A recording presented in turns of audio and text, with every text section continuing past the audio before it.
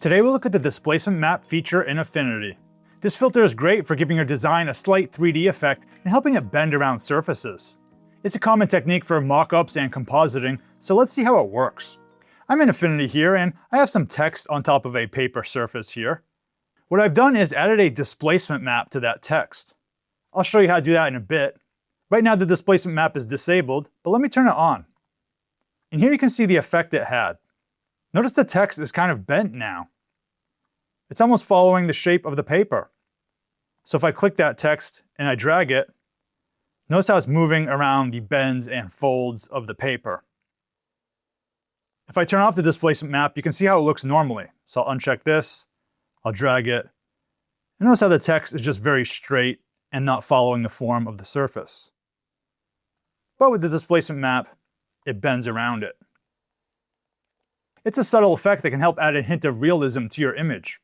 So before we look at some more examples, let's look at the theory of how this filter actually works. This will help us understand how it's working its magic. So first, let me create a simple gradient here. I'll create a rectangle. Let's drag it across the screen. I created this gradient for the rectangle here. You can see it's just going from white to black to white again. So I want to use this as my displacement surface. Let me create some text here. I'll select my artistic text tool. I'll click and drag. Let's just say test. I'll make it some thick font like that. So let's make it so this text bends around the gradient. So we'll use the Displace filter. So with my text selected, I'll go to my live filters down here. I'll click this button. And the one we're looking at today is Displace. So I'll click this. And we have this pop-up here with our settings. Now the two key ones are down here, load map from file and load map from layers beneath. The map means what is our displacement data. In other words, what do we want our object to bend around? Well, in this case, I want to bend around the layers beneath. That's the gradient layer beneath the text. So I'll click load map from layers beneath.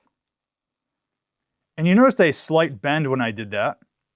I can increase the strength of the effect up here. So let's click and drag this. And I can make it so my text bends even more. Note that we can go positive or negative to bend the other way. So here we have a subtle effect. Now if I close this box, if I select my text and move it around, notice how it's bending around the gradient. This is basically the key feature of how displacement maps work. They use lights and darks to bend shapes. Now one thing I'll mention is that if we change our layer below, we'll need to re-update our text layer. So for example, let me select the rectangle down here. I'll change the position of the gradient. Let's put it over here. Now if I go back to my text and turn it on, it's still bending around where my gradient was originally. In other words, it's still using the original displacement map. If I wanted to refresh it with this again, I would open my map like this. I would click load map from layers beneath again, so I'll do that. You saw my text straighten on this pure white area, but if I click and drag it over here, it bends around that gradient. Now, of course, this feature is much more cool when we use it with realistic images. Let's put some text above water here and see if we can have a shadow that bends around the waves. So I'll create some text. Let's say water. I'll make that white. That will be our main text. And let's put a shadow layer below it. I'll hold Command and drag. Let's just make this some type of gray for now. I'll call this shadow. Let's call the other one text. So the shadow will be somewhere below the text, like that. Now one thing we usually want to do with this situation is set the shadow layer to multiply. So with it selected, I'll click the drop down here. I'll set the blend mode to multiply. Now it looks pretty good, but let's use the displacement map to actually make the shadow bend more. And for the time being, I'll just hide the white text. So we'll add a displacement map to this shadow layer. With the shadow layer selected, I'll go to my filters, scroll down.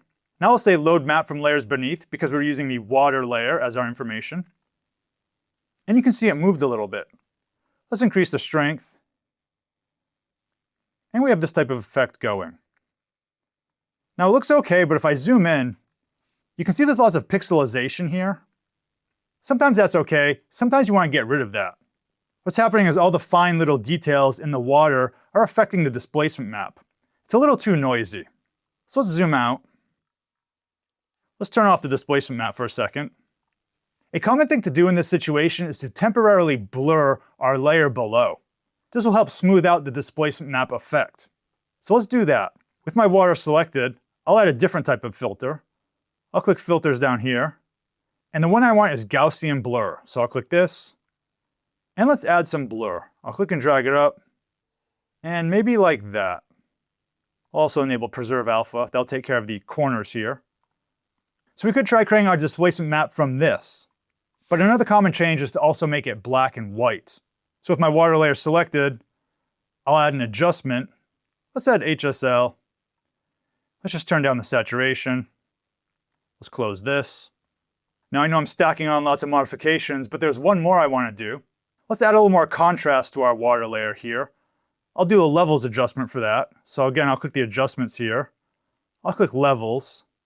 And let's just get some more contrast here. So let's bring up the darks, increase the whites. And this will be our new displacement map. So I'll select the shadow text again. I'll turn on the displacement map. Remember, we need to refresh it, so let's open this. Then I'll click Load Map from Layers Beneath again. So I'll click this, and here we have our new map. So if I take the text now and I drag it around, it's definitely smoother than it was before. And now we can turn off all these other adjustments. So we don't need levels, HSL, or blurriness anymore. So this is our water shadow.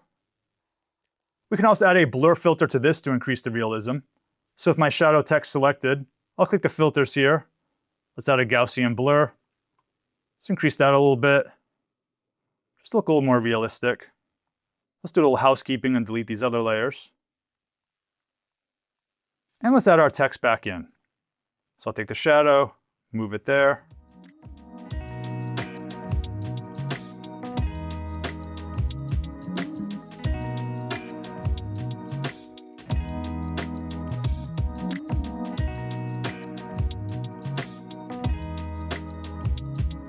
And here we have our shadowy water effect. So if I drag it through, you can see the shadow moving across the waves. A very common use for this technique is to use it on a t-shirt mockup. I have this mockup here of a white t-shirt. You can download this for free from my t-shirt mockup bundle. I'll put a link in the description below. Let's place a design here on the shirt. I'll select File, Place. I'll select this image here of a raccoon. I'll say Open. Let's click and drag. I'll put it there. Let's zoom in. Now once again, let me hide this. I'm going to make the shirt blurry temporarily. So with the t-shirt layer selected, I'll click on the filter. Let's go to Gaussian Blur. Let's make it blurry. I don't need to do the black and white in this situation because the shirt's already pretty much black and white. I'll select my raccoon PNG again. Let's select Filters, Displace, and I'll load map from the layers beneath. Let's increase the strength a bit. Maybe right there. So now I'll turn off the Gaussian blur. And as I move my design, you can see it's bending with the shirt. Maybe I can even rotate it a little bit. Adjusting the transparency also helps a little bit. Let's do that. See what the multiply blend mode does. Tweak it a little bit. So I'll zoom out. And there we go. And here we have our result. We use the displacement map and also the multiply blend mode with an opacity adjustment. There's some other fun effects you can do with the displacement map. I have this image here. Let me add some gradients. I'll make a rectangle here. I'll select my gradient tool, fill tool, zoom in, click and drag. So I'll make it going from black to white. Let's make a bunch of those. I'll just copy this.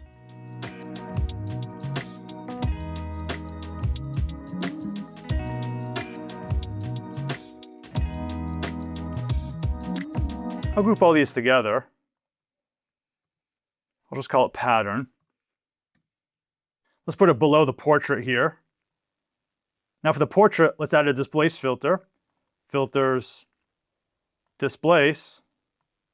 I'll load from layer beneath. And we get this kind of cool glitchy effect. I'll drag it up.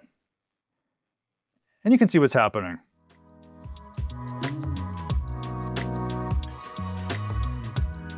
We can have even more fun with it.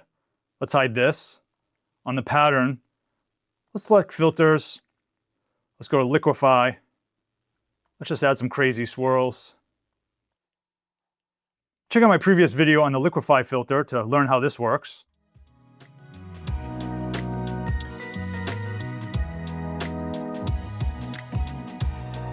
So we can create something like this. Let's say done. Let's go back here and let's reload the map. Load map from layers beneath. Now we have this. And by the way, a displacement map works like the other filters. You can actually use it as a mask. So I'll select a paintbrush over here, just a normal paintbrush. I'll select black to erase. And for brushes, let's select something soft and round. I'll go back to my layers. And I'll select my displacement map. And I can go and erase the effect over her face. So now we just have this glitch effect in the surrounding area. So before, after, before, after. And our displacement map looked like this. You can certainly make many more creative effects. Once again, if you want my free t-shirt bundle, I'll put a link in the description below. And let me know if there's any topics you want to see a video on. Thanks for watching, and see you in the next video.